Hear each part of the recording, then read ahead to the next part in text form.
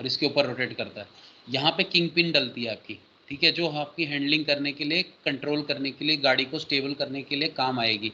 इसमें इसका नाम किंग पिन एंगल भी बोल दिया जाता है। किंग पिन एंगल होता है, वो मैं आपको थोड़ी देर में बताऊंगा। किंग पिन इंक्लिनेशन या स्टीयरिंग एक्सिस इंक्लिनेशन पुराने टाइम पे, तो वो किस तरह से अरेंजमेंट है वो मैं आपको थोड़ा सा आगे इसका डिस्कस बताऊंगा कि कंट्रोल कैसे करता है। फिर ये आपने देखा था स्टीयरिंग आर्म है, 4th नंबर पे टाई रॉड है। तो ये आपके स्टीयरिंग के पार्ट्स थे, वो सारे दिखा रखे हैं। तो यही सारा कंपोनेंट्स में दिखाया है। अब यहाँ पे जो अरेंजमेंट है ये स्टब एक्सेल का आपके फ्रंट एक्सेल के साथ, वो किस तरह से अलग अलग कनेक्शन होते हैं वो ये इस टाइप्स में दिखाया है। तो टाइप ऑफ स्टब एक्सेल, अब जो ये फ्रंट एक्सेल है, ये डायग्राम में दिखा रहा हूँ, 4 तरह के यूज़ होते हैं। बेसिक आपको थोड़ा सा बस पता होना चाहिए। अगर आप देखोगे स्टब एक्सेल में, ये आपका स्टब एक्सेल का पार्ट है। जो ये यहाँ पे व्हील लगेगा, स्टब एक्सेल के ऊपर माउंट होगा, वो स्टब एक्सेल का जो कॉर्नर है, एंड जो है वो इस तरह का बनेगा। ठीक है, मैं थोड़ा सा जूम कर लेता हूँ। ये कॉर्नर इस तरह से बनेगा, और जो आपका फ्रंट एक्सेल का एंड है वो आपका किस तरह से बन रहा है, ये देखो आप। मैं अगर इसको हाईलाइट करूँ रेड कलर से, तो ये इस तरह से। तो अगर आप बेसिकली देख रहे हो तो एक फीमेल पार्ट बना हुआ और एक मेल पार्ट। तो ये फ्रंट एक्सेल जो है वो आपका फीमेल पार्ट की तरह एक्ट करता है, और इसके अंदर ये आपका मेल पार्ट डलता है जो कि आपका स्टब एक्सेल का पार्ट है। तो ऐसे अगर कॉम्बिनेशन में हम इसको जोड़ रहे हैं, और बीच में हमने क्या किया, दोनों में होल है, यहाँ पे यहाँ होल है पूरा, ये होल है। और इस होल के थ्रू हमने क्या किया, ये king pin angle, king pin जो ऑब्जेक्ट है उसको हमने डाल रखा है। ये मैं ब्लू कलर से हाईलाइट कर देता हूँ। ये किंग पिन हमने इसमें डाल दिया ताकि ये दोनों फिक्स हो जाएं एक दूसरे के साथ। और इसी एक्सिस के अबाउट क्या होता है, आपका ये टायर जो है इस तरह से रोटेट करेगा जब आप स्टीयरिंग करोगे तो। ठीक है, तो इस एक्सिस के अबाउट क्या करता है, रोटेट करता है। अगर इस तरह का कॉम्बिनेशन है जोड़ने के लिए कि आपका स्टब एक्सेल जो है वो फीमेल पार्ट की तरह है, और आपका जो सॉरी फ्रंट एक्सेल जो है स्टब एक्सेल फीमेल पार्ट की तरह है, और आपका जो स्टब एक्सेल है वो मेल पार्ट की तरह है जॉइन करते वक्त, तो वो एलॉयड टाइप का कॉम्बिनेशन कहलाता है। ठीक है, और रिवर्स एलॉयड क्या होगा, जब आपका फ्रंट एक्सेल जो वो मेल पार्ट की तरह हो जाए। इस वाले डायग्राम में देखो आप, ये मैं इसको हाईलाइटर से दिखा देता हूँ, एक मिनट।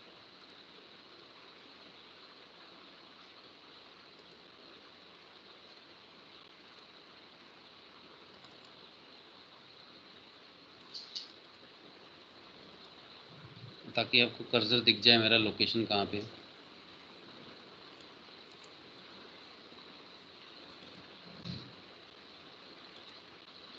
थोड़ी देर में आएगा। तो ये वाले डायग्राम में देखो आप, ये जो है अब उल्टा हो गया है। फ्रंट एक्सेल का जो पार्ट है वो मेल पार्ट की तरह एक्ट कर रहा है। ठीक है, और ये जो आपका ये वाला पार्ट है, जो स्टब एक्सेल के एंड को हमने बना दिया, वो इस बार फीमेल पार्ट बना दिया। तो अब ये फीमेल पार्ट बन गया, और इसके अंदर आपका ये मेल पार्ट डल रहा है, और फिर आपका किंग पिन आपने होल के अंदर इंसर्ट कर दिया ताकि दोनों के दोनों ज्वाइन हो जाए। तो ऐसे को हम बोलते हैं रिवर्स एलॉयड। ठीक है, उल्टा नाम हो गया। ये एलॉयड था, ये रिवर्स एलॉयड। अब एक और होता है लेमोनोई स्टब एक्सेल कनेक्शन। तो उसमें क्या है, आपने ये देखो, ये आपका स्टब एक्सेल आ रहा है यहाँ पे, इसके एंड को हमने एक टर्न दे के इस तरह से कनेक्ट कर दिया बिल्कुल बॉटम में। जो आपका फ्रंट एक्सेल का एंड था वो मेल पार्ट की तरह रहा, लेकिन यहाँ पे अब मेल फीमेल नहीं रहेगा क्योंकि ये सिर्फ इसके नीचे जुड़ रहा है। तो आपका स्टब एक्सेल जो है नीचे से बॉटम में इस तरह से जोड़ दिया गया है, ज्वाइंट कर दिया गया है। तो अब इस तरह से अगर आप जोड़ते हो फ्रंट एक्सेल और स्टब एक्सेल को, तो वो लेमोनाई स्टब एक्सेल कनेक्शन कहलाता है। अब अगर इसका उल्टा कर दो आप, कि फ्रंट एक्सेल के पार्ट को इस तरह का बना दो और स्टब एक्सेल के पार्ट को इस तरह से बना दो, तो वो कहाँ पे, यहाँ देखो। तो आपने फ्रंट एक्सेल को कैसा बना दिया इधर, अब स्टब एक्सेल वाले को क्या किया, ऊपर बना दिया। ठीक है, नीचे की जगह ऊपर जोड़ दिया। तो इसको हम बोलते हैं रिवर्स लेमोना। ये ज़्यादातर पूछा नहीं जाता एग्जाम में, लेकिन फिर भी आ सकता है, इसीलिए मैंने आपको थोड़ा सा बता दिया। ठीक है, और थोड़ा बहुत पता होना चाहिए। अब पहले क्या होता था कि किंग पिन डलती थी। ठीक है, किंग पिन है, आपने देखा ना, जैसे ये स्टब एक्सेल आ रहा है, ये इंपॉर्टेंट बात है समझने की। ये स्टब एक्सेल है, और ये आपका फ्रंट एक्सेल से दो पार्ट आ रहे हैं। या तो आपका होता क्या है, फ्रंट एक्सेल जब आता था, जब हमारा मैंने आपको बताया था दो तरह के सस्पेंशन सिस्टम, एक इनडायरेक्ट और डायरेक्ट। तो डायरेक्ट वाले में आपका किंग पिन डलता था। ठीक है, क्योंकि उसमें सिर्फ एक फ्रंट एक्सेल आता था ऐसे। ठीक है, लेकिन अब क्या हो रहा है, अब क्या हो रहा है, इंडिपेंडेंट सस्पेंशन सिस्टम, जिसमें इंडिपेंडेंटली मूव करता है, उसमें किंग पिन नहीं डलता है। उसमें क्या होता है, दो मेंबर आते हैं इस तरह से, ये मेंबर आ रहा है और एक मेंबर यहाँ आ रहा है। ठीक है।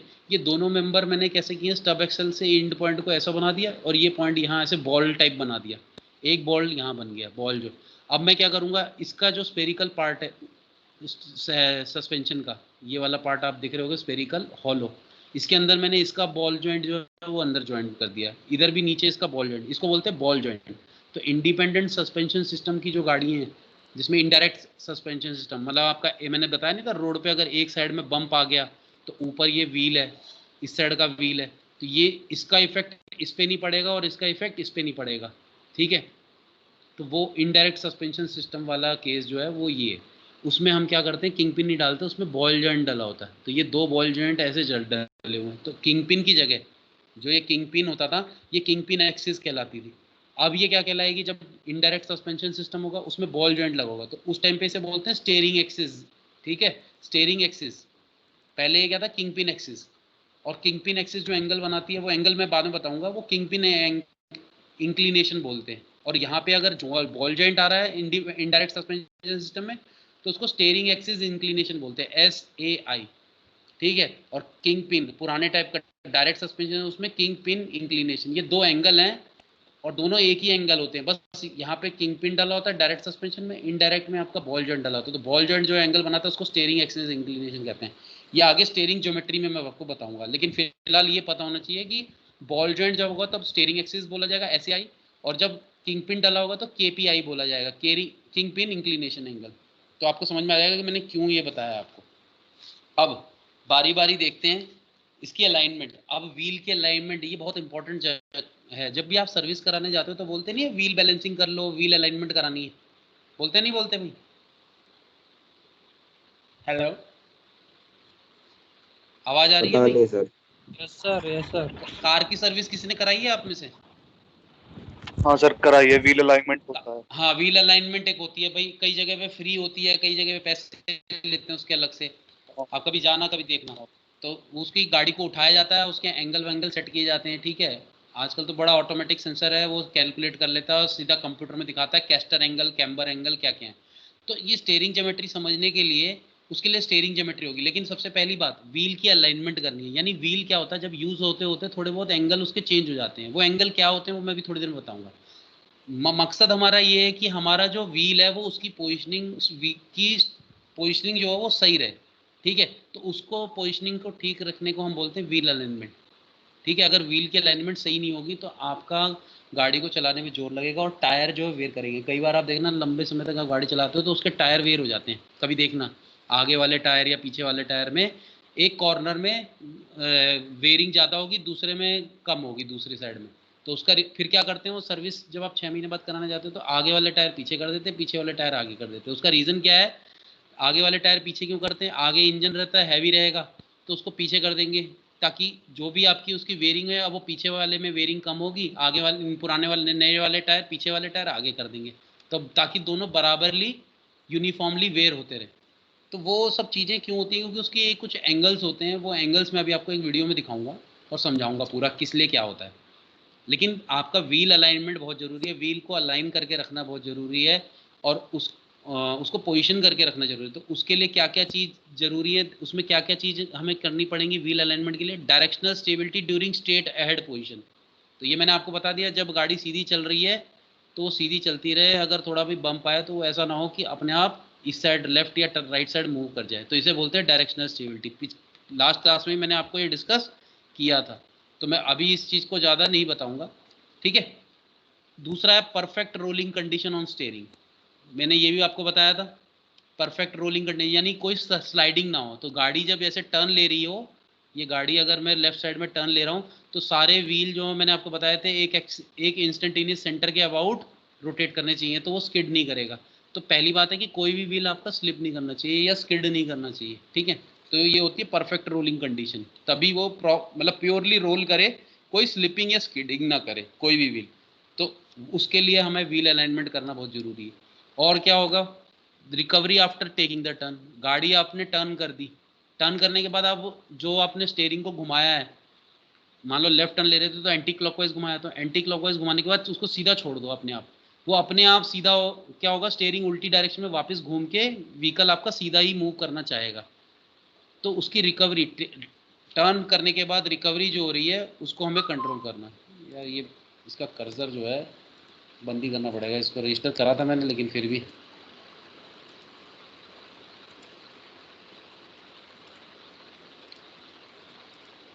ठीक है,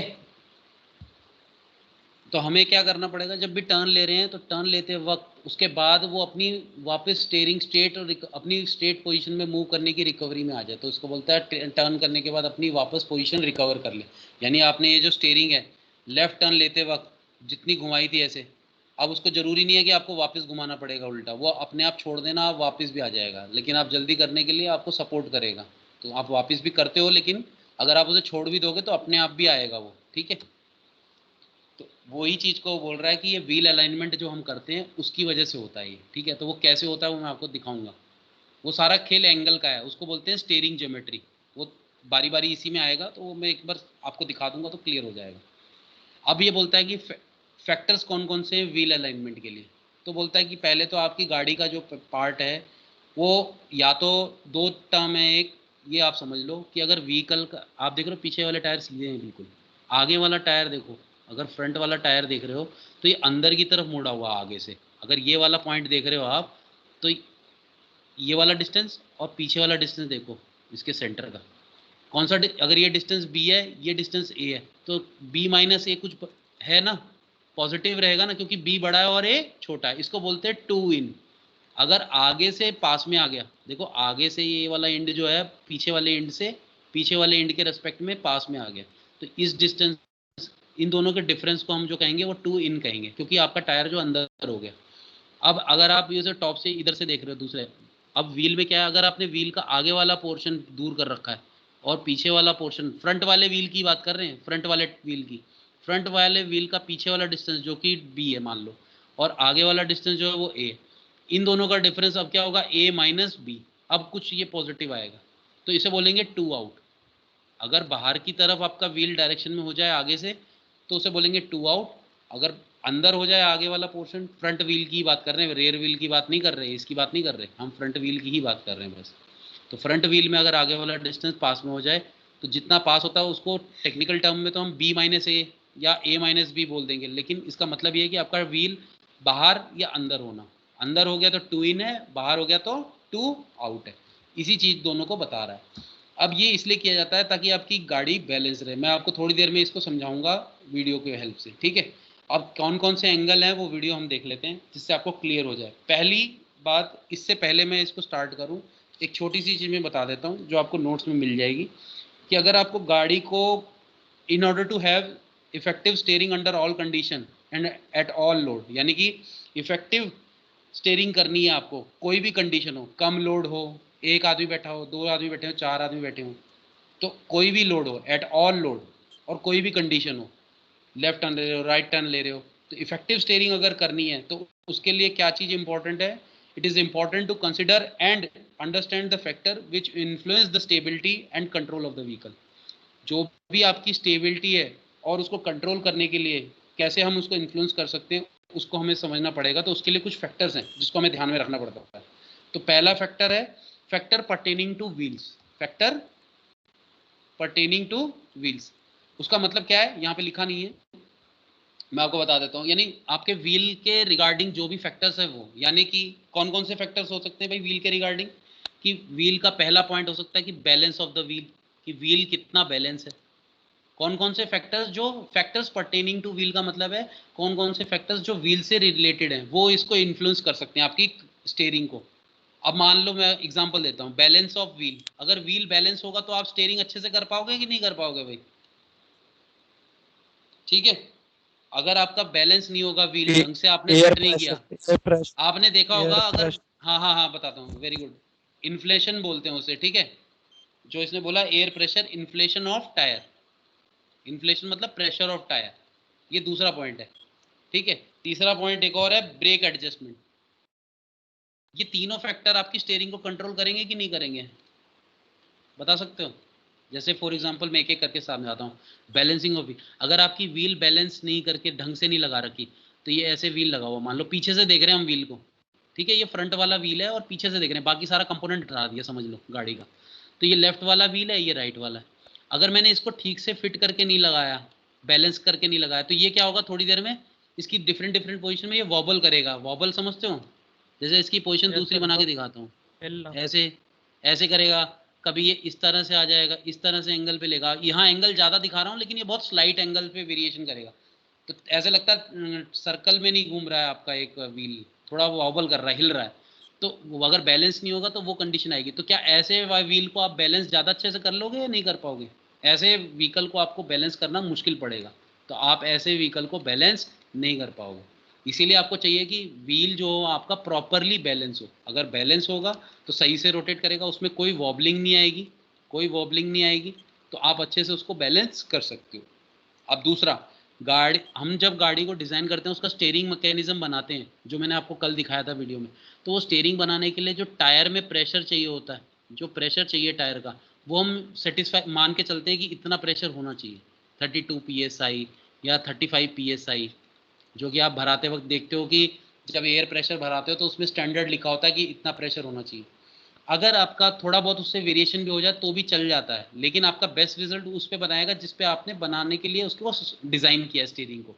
तो कहता है जितना आपके टायर में प्रेशर रहेगा उसके हिसाब से आप कंट्रोल कर पाओगे स्टीयरिंग को। जब टायर में प्रेशर कम होता है तो आप देखना वो थोड़ा हैंडल करना, टायर पे, गाड़ी पे भारीपन महसूस होता है, तो स्टीयरिंग करना थोड़ा सा मुश्किल होता है। तो इसलिए आपके व्हील में, अब ये व्हील के रिलेटेड फैक्टर है, factor pertaining two wheel, wheel में कौन सा टायर है, टायर का प्रेशर कितना है, वो भी इफेक्ट कर रहा है आपकी स्टीयरिंग को। दूसरा, आपके व्हील में अगर इसको साइड व्यू से देखो, व्हील को यहाँ पे, इस व्हील को साइड व्यू से देखो तो ये ऐसा दिखेगा सर्कल, ठीक है। तो इसमें ब्रेक लगे होंगे, यहाँ पे ड्रम ब्रेक भी लगे होते हैं, कई बार डिस्क ब्रेक भी लगे होते हैं। तो ये ब्रेक जब आप लगाओगे, ठीक है, तो ये ब्रेक लगाओगे वो तो बात दूर की है, अगर ढंग से एडजस्ट करके लगा रखा होगा ब्रेक को, तब तो ये ब्रेक लगाओगे तो सही से लगेगा। अगर ये एडजस्ट खुद ही नहीं है ब्रेक ढंग से, तो जब आप ब्रेक लगाओगे तो आपकी गाड़ी को झटका लग सकता है, या आपका दूसरा कंपोनेंट कुछ ना कुछ टूट सकता है या डैमेज कर सकता है। तो उस टाइम पे आपका स्टीयरिंग करना भी बहुत मुश्किल पड़ेगा। इसलिए तीनों चीज़ें आपकी बैलेंस, मतलब कंट्रोल में होनी चाहिए। तो ये सारे, ये तीन फैक्टर तो थे कि आपके व्हील से रिलेटेड, कि व्हील से रिलेटेड जो फैक्टर है ये आपकी स्टीयरिंग को इफेक्ट करते हैं। तो ये पहला पॉइंट था। दूसरा पॉइंट क्या है, स्टीयरिंग ज्योमेट्री। स्टीयरिंग ज्योमेट्री, अगर स्टीयरिंग ज्योमेट्री आपकी ठीक नहीं है तो आपके लिए सबसे बड़ी मुश्किल बात है कि आप गाड़ी को इफेक्टिवली कंट्रोल कर पाओगे। सबसे इंपॉर्टेंट पॉइंट है ये वैसे, और ये बहुत इंपॉर्टेंट है। इसके लिए आज शायद हमारा पूरा दिन इसी में निकल जाए, ठीक है, पूरा आज का लेक्चर इसी में जाएगा। तो मैं उसको स्टार्ट कर रहा हूँ। स्टीयरिंग ज्योमेट्री मतलब, ज्योमेट्री क्या होती है भाई, वेरियस एंगल्स वगैरह, पोजीशन, है ना। तो स्टीयरिंग करते वक्त कौन कौन से एंगल हैं जिसको ध्यान में रखना, ताकि हम स्टीयरिंग को कैसा कर सकें, कंट्रोल कर सकें, तो इफेक्टिव स्टीयरिंग हम बना सकें। तो इफेक्टिव स्टीयरिंग बनाने के लिए आपको स्टीयरिंग की जो ज्योमेट्री है उनको पहले समझना पड़ेगा कि कौन कौन से एंगल होते हैं और उन एंगल को कैसे रखा जाता है, कहाँ कहाँ रखा जाता है। तो वो समझने के लिए मैं आपको एक वीडियो दिखा रहा हूँ, अब ये देखना। आवाज़ आ रही है कि नहीं मुझे बताना, ठीक है।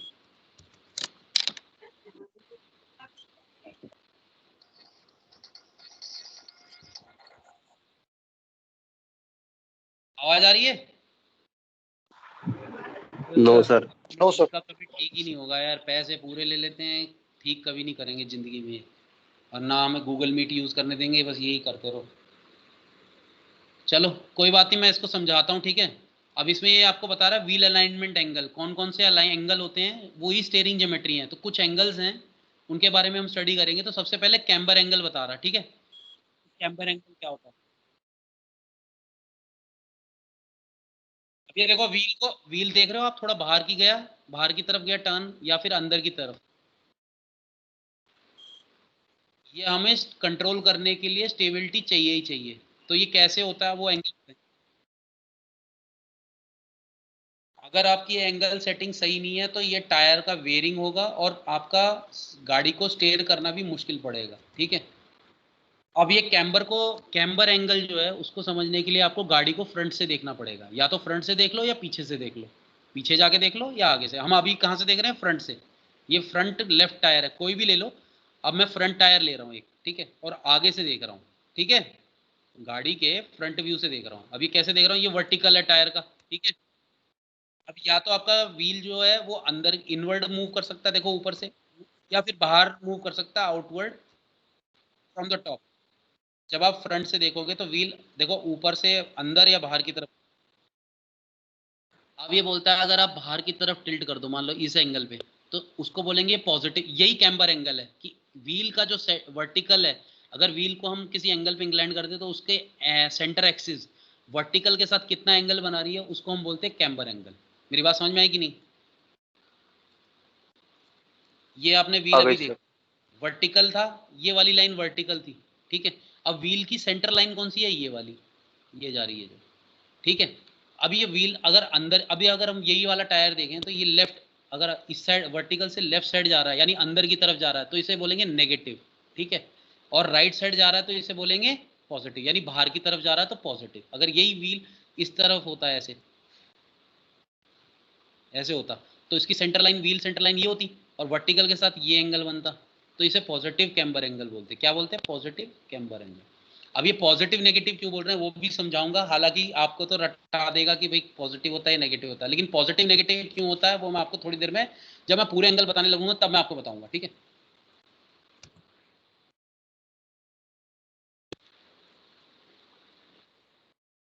ये जब आउटवर्ड टिल्ट किया तो पॉजिटिव एंगल है। अगर लेफ्ट साइड इनवर्ड की तरफ टिल्ट हो गया, फ्रॉम टॉप, टॉप से इनवर्ड की तरफ अगर टिल्ट हुआ तो उस एंगल को हम बोलेंगे नेगेटिव।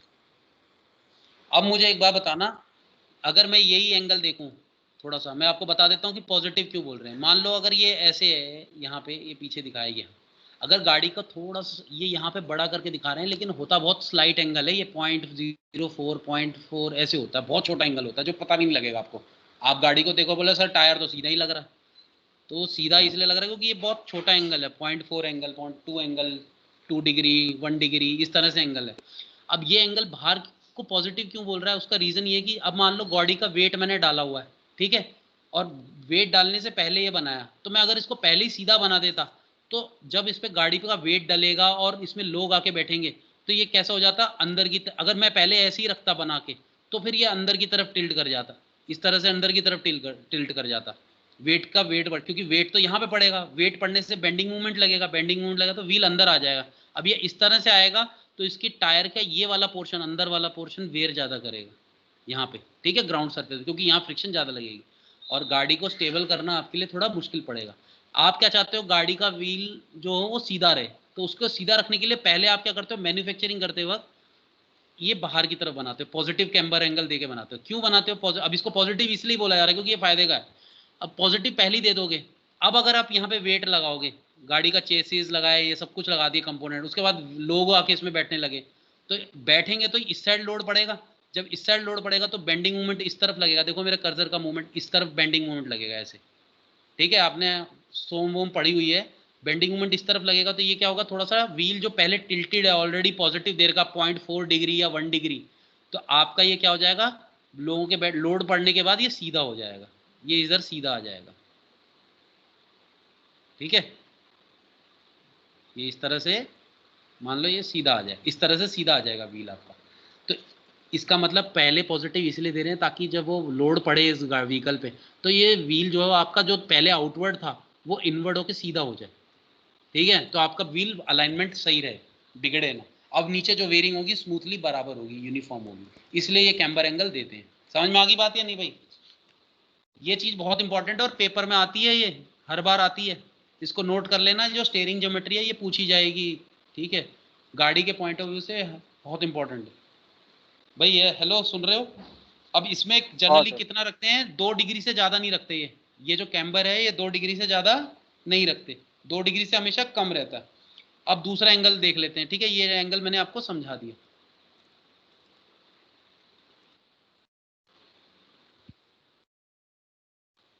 ये कंपोनेंट्स दिखा रहा है, ये शिम और कैम्स हैं, इसकी हेल्प से हम कैम्बर एंगल को एडजस्ट करते हैं। कई बार अगर एंगल डिवेट कर जाता है तो उसको एडजस्ट करने के लिए शिम और कैम लगाया जाता है, ठीक है। हालांकि ये आपके बुक में नहीं रहेगा, लेकिन आपको वैसे प्रैक्टिकल नॉलेज के लिए ही।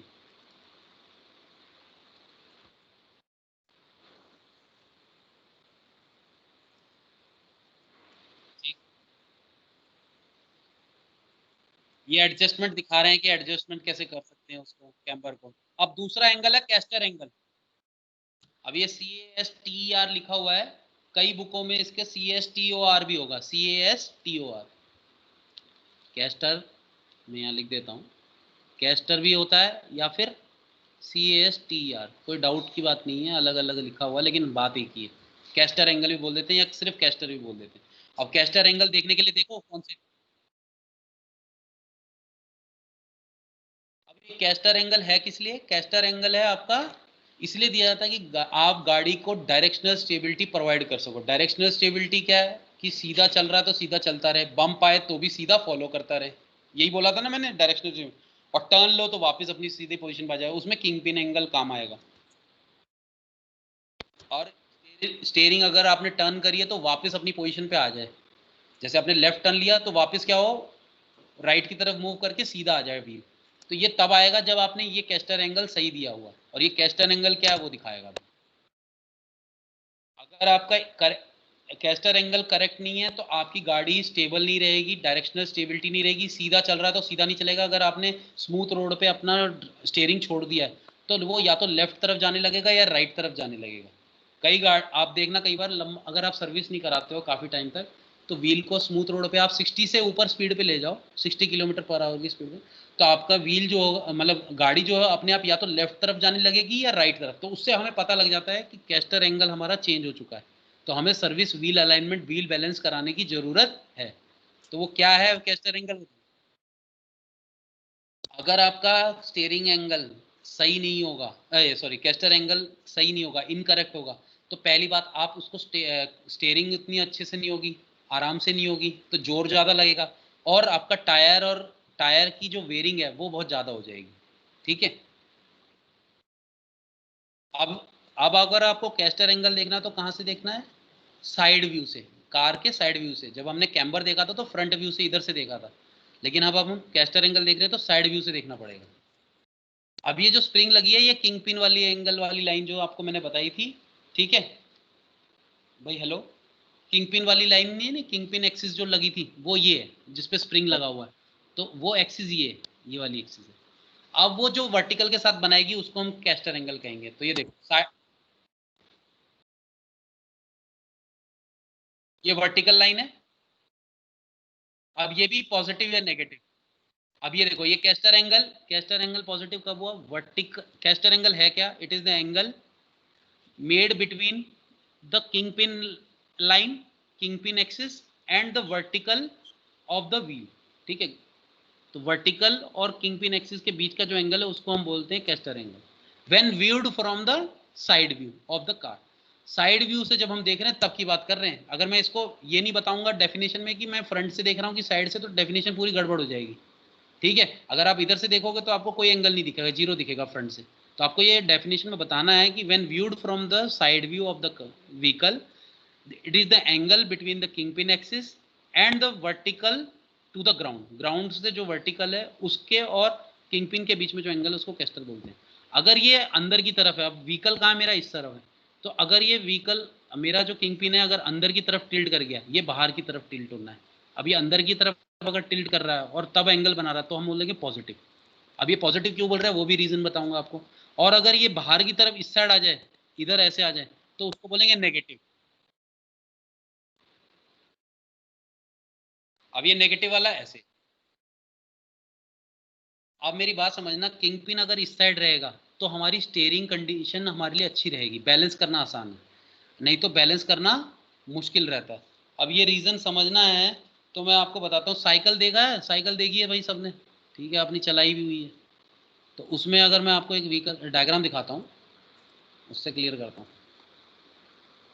जैसे कैस्टर एंगल है, इसमें आप देख रहे हो किंग पिन एक्सिस कहाँ पे है, एक मिनट, थोड़ा रिफ्रेश हो जाना। ये देखो इसमें फर्नीचर है, इसका व्हील सेंटर वर्टिकल लाइन ये रहा, लेकिन आपका ये किंग पिन एंगल है। ये आपने देखे होंगे रोलर जो आपके हॉस्पिटल में रहते हैं, या कई कुर्सी हैं जिनमें किंग पिन एंगल आगे रहता है और आपका वर्टिकल पीछे रहता है। ठीक है, तो आपका जब ये कैस्टर एंगल आगे बन रहा है तो ये कौन से वाला हुआ, नेगेटिव वाला। अब मुझे ये बताओ, ये जो आपने हॉस्पिटल में देखी होंगी जो बेड होते हैं जिसपे व्हील लगे होते हैं, जिसमें आदमी को लेके जाते हैं अस्पताल में, जब भी इमरजेंसी होती है तो वैन से जैसे ही छोड़ते हैं वहां से लेके जाते हैं उसे, तो उसको कंट्रोल करना आसान रहता है, वो कहीं पे भी किसी साइड भी मूव कर जाता है। जब आप उसे धक्का देते हो, पुल करते हो, पुश करते हो तो वो बैलेंस रहता है, सेम डायरेक्शन में जाता है, या कभी आप धक्का आगे दे रहे हो लेकिन चला साइड में जाता है? देखा होगा आपने, उस पर कंट्रोल इतना अच्छा नहीं रहता है कि नहीं भाई? सर इधर उधर चलाया था। हाँ, तो वो इसीलिए जा रहा है क्योंकि आपका जो स्टेयरिंग किंग पिन एक्सिस है वो आगे की तरफ है, तो वो चीज जो है वो आपको बैलेंस नहीं देगी, कंडीशन स्टेबिलिटी नहीं देगी, इसलिए उसको क्या बोल रहे हैं, नेगेटिव कैस्टर एंगल। लेकिन आप साइकिल में देखो, साइकिल में ये ऐसे लगा होता है आपका हैंडल स्टेयरिंग का, यहाँ से आप पकड़ते हो, ये स्टेयरिंग होती है, ये आपकी किंग पिन एक्सिस है इस बार, और ये आपकी व्हील की वर्टिकल है। अब ये जो दिख रहा है ये एंगल है आपका कौन सा भाई? मैं आपको ना छोटा सा बता के निकल सकता था, लेकिन मैं आपको इसलिए समझा रहा हूँ कि आपको मजा तभी आएगा जब समझ में आएगा। ये पॉजिटिव है, ये पॉजिटिव कैस्टर है। अब ये वीक साइकिल में हमारा ऐसे क्यों होता है, आगे की तरफ ऐसे क्यों नहीं रख दिया, यहाँ पे ऐसे क्यों नहीं रख दिया? वो इसलिए नहीं रखा कि इसलिए नहीं कि आपको झुकना पड़ेगा पकड़ने के लिए, नहीं, वो इसलिए रखा है क्योंकि इसमें आपका कंट्रोल अच्छा बनेगा। जब आपका किंग पिन एक्सिस का पॉइंट ग्राउंड पे जो टच हो, अगर वो आगे चला जाए वर्टिकल वाले पॉइंट से, वर्टिकल वाला पॉइंट यहाँ टच कर रहा है, अगर आपका ये आगे चला जाए, स्टिक किंग पिन वाला पॉइंट हमेशा इससे आगे रहेगा, उसको बोलते हैं स्क्रब रेडियस, ठीक है? अगर ये आगे रहेगा तो ये हमेशा आपको बैलेंस यानी स्टेबिलिटी अच्छी देगा, यानी आप कंट्रोल अच्छा कर सकते हो, इसलिए आप साइकिल को कंट्रोल कर लेते हो आराम से। अगर मैं यही चीज इमेजिन करो यहाँ पे बना देता तो आपके लिए कंट्रोल करना आसान रहता? नहीं रहता। फिर क्या होता, आप चला कहीं रहे हो, व्हीकल इधर जा रहा, कभी इधर जा रहा, कभी उधर जा रहा, क्यों? फिर वो ये वाला केस होता। मेरी बात समझ में आई?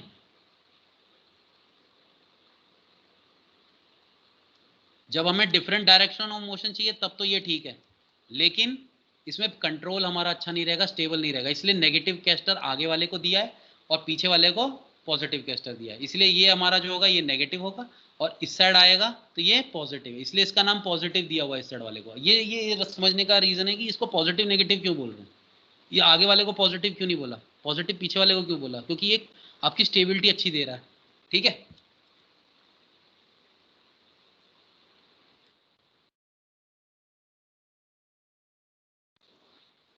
ये देखो, आपने ये टर्न लिया, इसने अभी टर्न लिया और उसे व्हील को छोड़ दिया राइट टर्न लेने के बाद, अगर आपका कैस्टर एंगल सही नहीं है तो ये व्हील जो है वापस नहीं आएगा अपनी पोजीशन पे घूम के, और वो लेफ्ट टर्न में ही रहेगा, बहुत देर से आएगा या डिले हो जाएगा। अगर आपकी स्टेबिलिटी, अगर आपका कैस्टर एंगल सही है तो जैसे ही आपने टर्न लिया आपकी गाड़ी जो है, आपकी स्टीयरिंग अपने आप घूम के सीधी पोजीशन पे आ जाएगी, और उसको एडजस्टमेंट करने का तरीका भी सेम वही है, शिम वगैरह लगा देगा।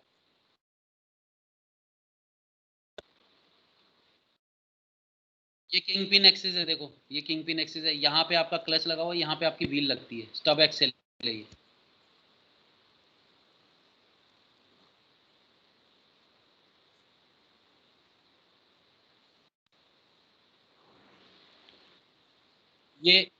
अब ये शिम को या तो ऐड करना पड़ेगा या रिमूव करना पड़ेगा, डिपेंडिंग अपॉन आपको एंगल ज्यादा करना है या कम करना है, ठीक है? उसके बेसिस पे आपका फिर वो कैस्टर एंगल आपका करेक्ट हो जाएगा।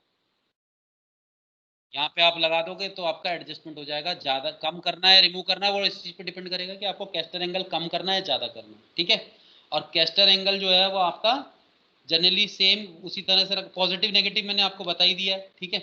और ये आपका एंगल जो जनरली रखते हैं हम लोग वो 3 डिग्री रखते हैं, ठीक है? अबाउट 3 डिग्री, उससे अच्छा रिजल्ट है, उससे ज़्यादा नहीं रखते, ठीक है?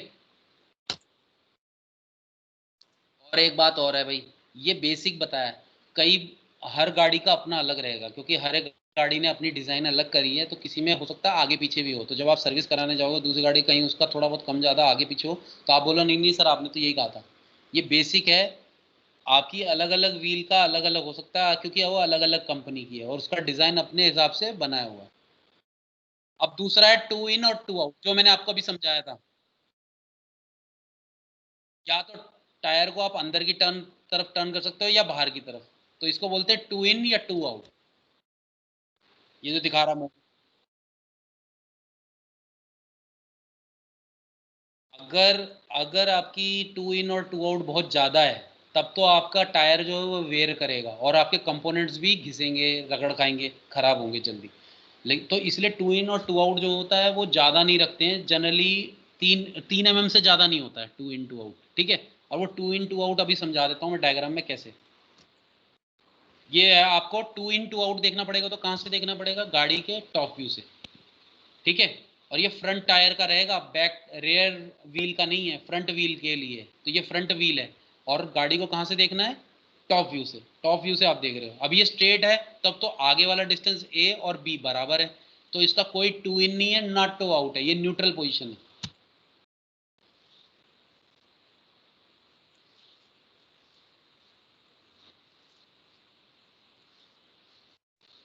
टू इन बोल रहा है कि टू इन क्या है, जब हम टॉप से देखते हैं तो जो दो डिस्टेंस है, व्हील का बैक वाला डिस्टेंस और व्हील का फ्रंट व्हील का आगे वाला डिस्टेंस, आगे वाले डिस्टेंस को ए बोल देते हैं, पीछे वाले डिस्टेंस को बी।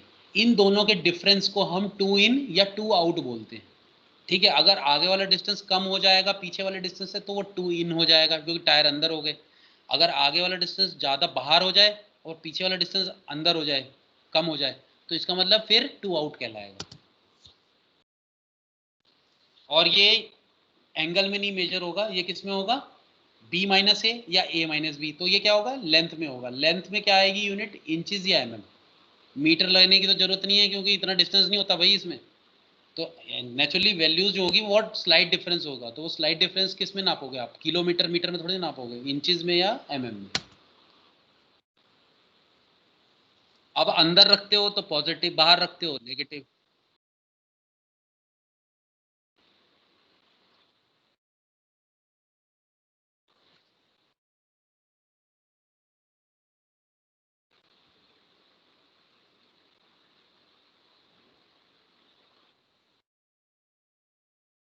ये टो आउट दिखा दिया।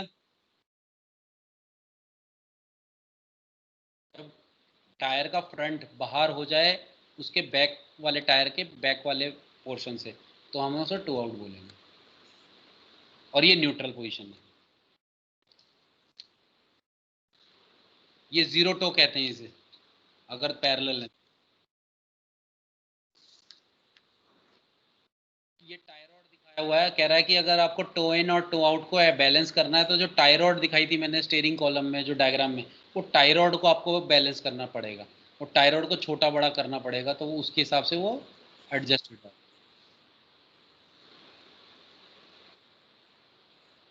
अब आज देखो ये वाला steering axis inclination and included angle. Steering axis को किंग पिन इंक्लिनेशन एंगल भी बोलते हैं, KPI, प्लीज नोट, ठीक है। ये स्टीयरिंग एक्सिस, यहाँ पे इसने एक ही वर्ड लिखा है SAI, स्टीयरिंग एक्सिस इंक्लिनेशन, लेकिन स्टीयरिंग एक्सिस को KPI भी बोलते हैं। लेकिन KPI कब बोलते हैं? जब डायरेक्ट सस्पेंशन होता है। और जब इनडायरेक्ट सस्पेंशन हो, यानी बॉल जॉइंट लगाओ, बॉल जॉइंट लगा होगा, तब हम क्या बोलेंगे? Steering axis inclination. जब किंग पिन लगा होगा तो क्या बोलेंगे? किंग पिन लगा होगा तो KPI। और किंग पिन कब लगता है? डायरेक्ट सस्पेंशन है। इनडायरेक्ट सस्पेंशन है तो क्या होगा? बॉल जॉइंट लगा होगा, तब हम उसे SAI बोलेंगे, स्टीयरिंग एक्सिस इंक्लिनेशन। क्लियर? और इंक्लूडेड एंगल क्या है वो मैं आपको अभी बताता हूँ,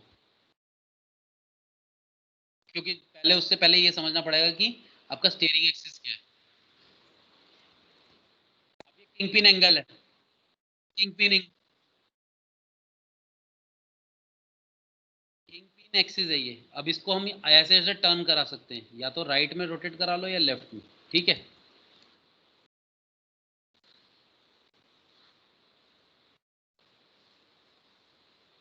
ये स्टीयरिंग एक्सिस, रेड वाली लाइन जो होगी स्टीयरिंग एक्सिस होगी, स्टीयरिंग एक्सिस ये है। या अगर बॉल जॉइंट लगा तो स्टीयरिंग एक्सिस, और अगर आपका यहाँ पे किंग पिन लगा हुआ है, ये किंग पिन लगा हुआ, तो ये किंग पिन एक्सिस कहलाएगा।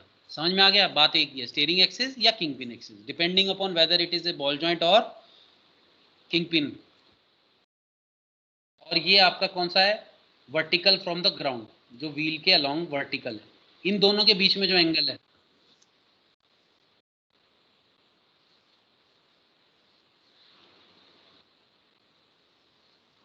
और ये एंगल को हम बोलेंगे steering axis inclination, king pin axis और वर्टिकल के बीच। लेकिन अब मेरी बात समझना, जब हम साइड से देख रहे थे तो करंट एंगल, उसको कैस्टर एंगल बोलते थे, इन्हीं के बीच में जो एंगल होता था। लेकिन अब की बार हम कहाँ से देख रहे हैं व्हीकल को? फ्रंट से। या तो फ्रंट से देख लो या रेयर बैक साइड से देख लो। तो हम फ्रंट से देख रहे हैं, तब इन दोनों के बीच में जो एंगल है उसको हम क्या बोल रहे हैं? किंग पिन एक्सिस इंक्लिनेशन, या फिर स्टीयरिंग एक्सिस इंक्लिनेशन। जब हम साइड से देखते थे, इन्हीं दोनों लाइन के बीच में जो एंगल होता था उसको कैस्टर बोलते थे। ध्यान से सुन लेना, तो व्यूज आपको बतानी जरूर है जब डेफिनेशन आप बताओगे, नोट्स में दूंगा उसमें लिखा हुआ है ऐसे।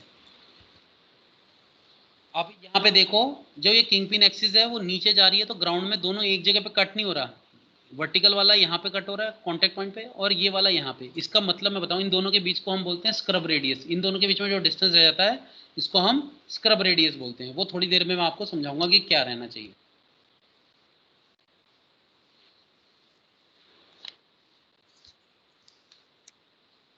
ये कैम्बर, ये अगर कैम्बर पॉजिटिव होता, यही है ना व्हील का अलाइनमेंट, एक्सिस जो है वो वर्टिकल के साथ जो एंगल बनाएगा वो आपका कैम्बर कहलाएगा। तो ये पॉजिटिव कैम्बर है।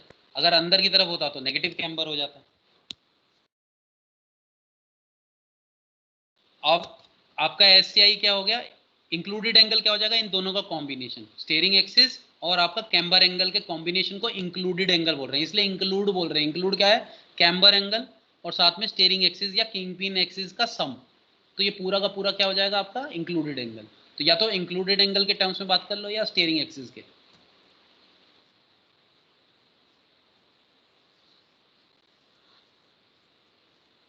अगर इनके बीच में डिफरेंस ज़्यादा है तो इसका मतलब आपके गाड़ी को व्हील अलाइनमेंट की बहुत ज़्यादा ज़रूरत है, क्योंकि ये डैमेज करेंगे आपके कंपोनेंट। ये देखो, ये दिखाया किंग पिन।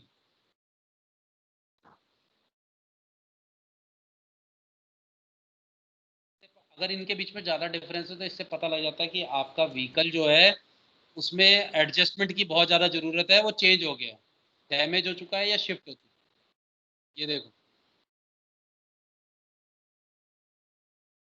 अगर ये काफ़ी ज़्यादा डिफर कर रहा है तो आप को गाड़ी को हैंडल करने में बड़ी दिक्कत आएगी, आप हैंडल नहीं कर पाओगे, आपके कंट्रोल से बाहर होगी। तो इसी, तो उससे पता लग जाता है जब आपकी कंट्रोल स्मूथ नहीं है, थोड़ी सी दिक्कत हो रही है, तो आपको पता लग जाता है कि किंग पिन एंगल जो है आपका वो चेंज हो चुका है, तो इसमें डेविएशन आ चुका है। तो आप, उससे क्या होता है आप देखो, जब ऐसा होगा तो आपको कैसे पता लगेगा, ग्राउंड पे निशान बनने शुरू हो जाएंगे, क्योंकि आपका वेयर हो रहा है टायर का, टायर में फ्रिक्शन बढ़ गई है ग्राउंड के साथ, क्योंकि वो जाना कहीं और चाहता है और आपका व्हीकल व्हील जो है वो जा कहीं और रहा है स्टीयरिंग की वजह से, जो एंगल चेंज हुआ है। तो उससे क्या होता है आपके ग्राउंड पे निशान बनने लग जाते हैं, ये टॉर्क की वजह से हो रहा है। और थोड़ा सा बम्प आ गया, आपकी गाड़ी बिल्कुल डिवेट होने लग जाएगी, जो कि डायरेक्शनल स्टेबिलिटी मेंटेन करनी चाहिए, और डायरेक्शनल स्टेबिलिटी मेंटेन करेगी, थोड़ा सा बम्प आएगा या गड्ढा आएगा, आपका स्टीयरिंग जो है वो या तो लेफ्ट साइड भागेगा या राइट साइड उल्टा सीधा भागेगा। वो तब होता है जब आपका किंग पिन एंगल जो है वो चेंज हो गया हो।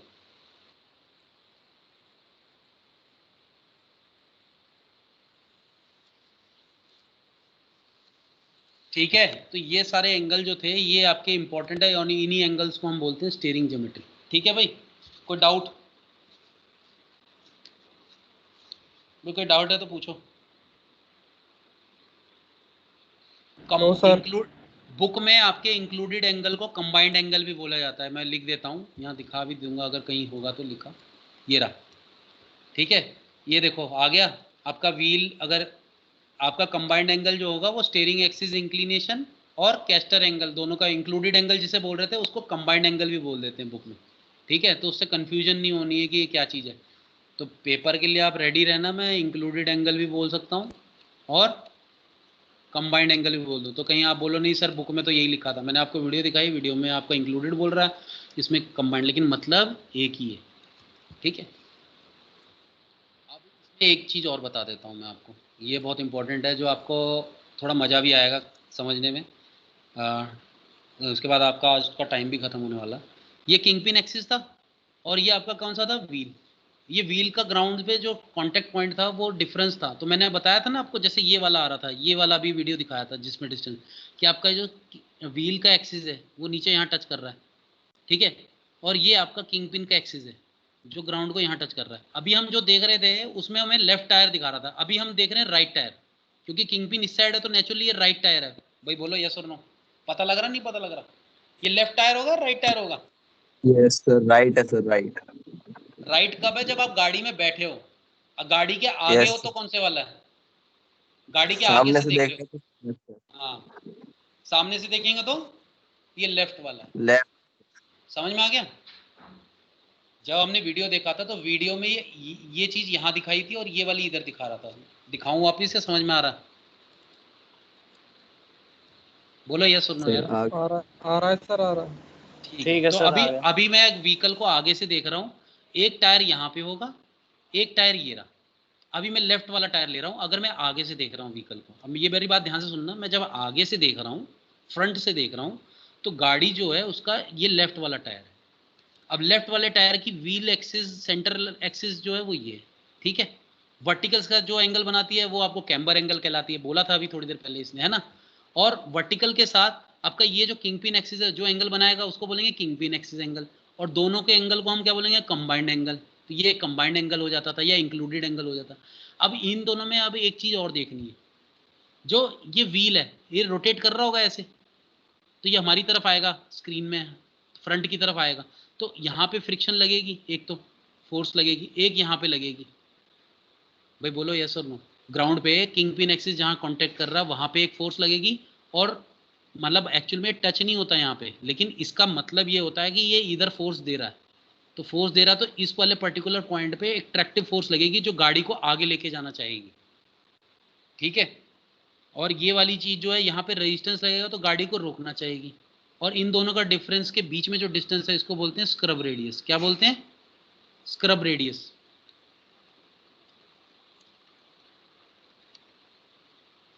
इसको आर से रिप्रेजेंट करते हैं। तो ये आर डिस्टेंस है। ये हमारे लिए बाहर होना चाहिए, या ऐसा होना चाहिए, या ऐसा होना चाहिए। तीन डायग्राम दिखाएं, तीन कंडीशन हो सकती हैं, ठीक है भाई। तो ये तीन कंडीशन कौन कौन सी हो सकती हैं वो देखो जरा, मैं ये साफ कर देता हूँ। या तो आपका किंग पिन एक्सिस अंदर की तरफ होगा और व्हील एक्सिस जो होगा यहाँ पे होगा, या फिर आपका क्या हो सकता है, दोनों के दोनों एक ही पॉइंट पे होंगे, ठीक है। तो रोड एक्सिस और रोड रेजिस्टेंस और ट्रैक्टिव रेजिस्टेंस दोनों सेम जगह बैलेंस हो जाएंगे, एक ही डायरेक्शन में रहेंगे, तो कोई मूवमेंट नहीं लगेगा। इस वाले केस में देखो मूवमेंट लग रहा है। कैसे लग रहा है? इस साइड से इस साइड की तरफ, क्योंकि ये टॉर्क बन गया ना। देखो दो फोर्स मान लो पैरेलल भी हैं और इक्वल भी हैं, लेकिन उनके बीच में अपोजिट डायरेक्शन में नहीं है, लीनियर नहीं है, उनके बीच में कुछ परपेंडिकुलर डिस्टेंस है। तो naturally it will create a torque like this, है कि नहीं। तो वो टॉर्क ऐसे बनेगा यहाँ पे। इस वाले केस में कोई टॉर्क जनरेट नहीं होगा। इस वाले केस में क्या होगा, अगर ये किंग पिन एक्सिस बाहर की तरफ चली गई है और व्हील जो है वो अंदर की तरफ है, तो अब की बार ये उल्टा नेगेटिव स्क्रब रेडियस बन गया, तो टॉर्क बना अंदर की तरफ इस तरह से। मेरी बात समझ में आ रही नहीं आ रही? तो आप हमेशा चाहोगे कि ये अंदर की तरफ रहे थोड़ा। मेरी बात समझ रहे हो? ये अंदर की तरफ रहे। इससे होगा क्या, जब आपका वेट आएगा तो व्हीकल जो है वो अंदर आना चाहेगा, ये व्हीकल सीधा हो जाएगा लोड होने के बाद। अगर आपका ये इस तरह से रहा तो नेचुरली एक टाइम के बाद इधर लेफ्ट वाला व्हील और राइट वाला टायर दोनों एक बार दोनों आके एक जगह पे आके जुड़ेंगे, ऐसा तो हो नहीं सकता। तो वो क्या करेगा, फ्रिक्शन पैदा करेगा यहाँ पे। तो हम चाहते हैं हमेशा थोड़ा सा गैप रहे, तो ये अंदर की तरफ बिल्कुल एक सेम पॉइंट पे रहे, वो भी नहीं चाहते हम चाहते हैं ये वाला। तो स्क्रब रेडियस की वैल्यू होनी चाहिए अंदर की तरफ थोड़ी सी पॉजिटिव, कि आपका किंग पिन जो हो वो व्हील जहाँ पे कांटेक्ट कर रहा है उससे थोड़ा सा अंदर की तरफ ही हो, बाहर ना हो, ना उसके पर्टिकुलर पॉइंट पे हो। उससे आपको गाड़ी को स्टेबिलिटी मिलती है, आपकी गाड़ी को टायर को बाहर की तरफ मूवमेंट मिलता है, क्योंकि आप जब लोड बढ़ता है तो गाड़ी का मूवमेंट इस तरफ आ जाता है, जब गाड़ी का लोड हटेगा तो इस तरफ आ जाएगा, तो बैलेंस में रहेगा। इसीलिए हमारे लिए ट्रैक्टिव रेडियस जो अंदर की तरफ पॉजिटिव माना जाता है और बाहर की तरफ नेगेटिव माना जाता है, ठीक है। क्योंकि इसकी वजह से जो और ये क्यों नहीं ले रहे, क्योंकि इसमें कोई टॉर्क प्रोड्यूस नहीं हो रहा, तो ये टॉर्क कभी भी गाड़ी को स्टेबल पोजीशन पे लाना नहीं चाहेगा। अब होगा क्या, मजेदार बात ये है कि जब आप टर्न लोगे गाड़ी को, अब मेरी बात सुनना ध्यान से, जब गाड़ी को आप टर्न लोगे तो टर्न लेने के बाद जो डायरेक्शनल स्टेबिलिटी चाहिए, कि व्हील की जो स्टीयरिंग आपने एंटी क्लॉकवाइज घुमाई थी, ये व्हील है सॉरी स्टीयरिंग है, स्टीयरिंग को आपने एंटी क्लॉकवाइज घुमाया 2 बार, 2 टर्न दिए ऐसे, ठीक है, 2 टर्न दिए, तो लेफ्ट साइड में 2 टर्न दिए तो आपकी गाड़ी ऐसे घूम गई। उसके बाद आपने स्टीयरिंग को छोड़ दिया, तो स्टीयरिंग को छोड़ने की वजह से ये वापस क्यों स्टीयरिंग घूम के उल्टी डायरेक्शन में आया, because of this king pin inclination angle, ये स्क्रब रेडियस मेंटेन था, इसकी वजह से जो मूवमेंट बन रहा था वो मूवमेंट इसको वापस गाड़ी को टायर को वापस अपनी पोजीशन पर लाने की कोशिश करता है। जब आप टर्न लेते हो और छोड़ देते हो तो ये वापस अपनी पोजीशन में बैक पोजीशन में आना चाहता है, और ये एंगल जो आप किंग पिन वाला बनाते हो इसकी वजह से ये गाड़ी आपकी स्टीयरिंग जो है वापस उल्टी घूमती है। समझ में आया?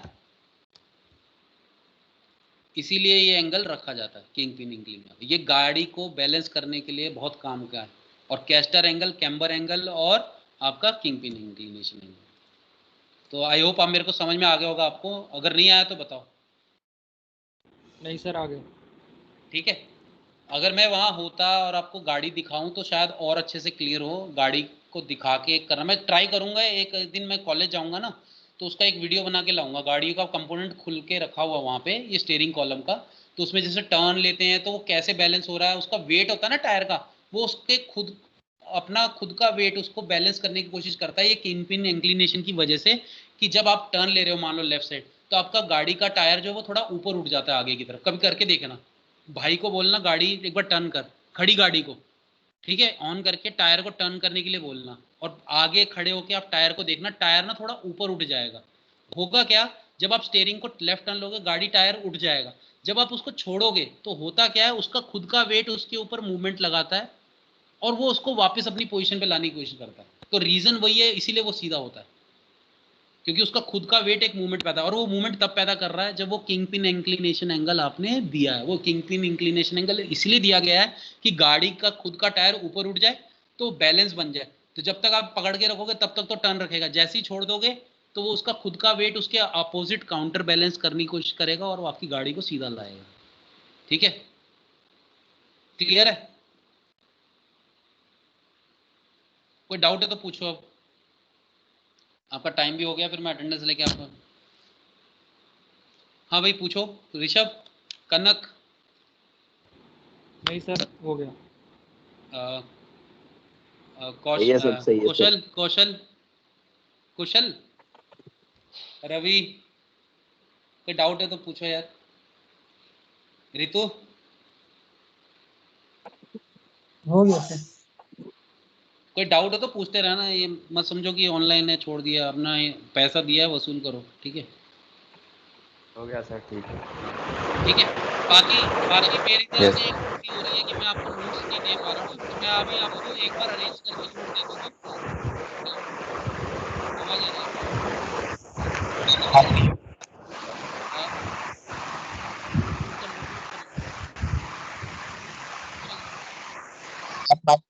हाँ, मैं ये कह रहा हूँ, अगर आपको कोई चीज़ समझ में, मतलब मैं नोट्स आपको नहीं दे पाया हूँ, मेरी गलती है वो, क्योंकि टाइम नहीं मिल पा रहा, क्योंकि कई सारे काम चल रहे हैं हमारे IQC के। मैं आपको थोड़े दिनों के अंदर ही अरेंज करके आपको नोट्स एक सीक्वेंस में बना के दे दूंगा अलॉन्ग विद दिस वीडियोज़। तो आप ज़रूर देखो, पहला कोई भी टॉपिक पढ़ो, वीडियो को देखो दोबारा, और उसके बाद पढ़ना, आपके लिए बहुत आसान रहेगा समझ।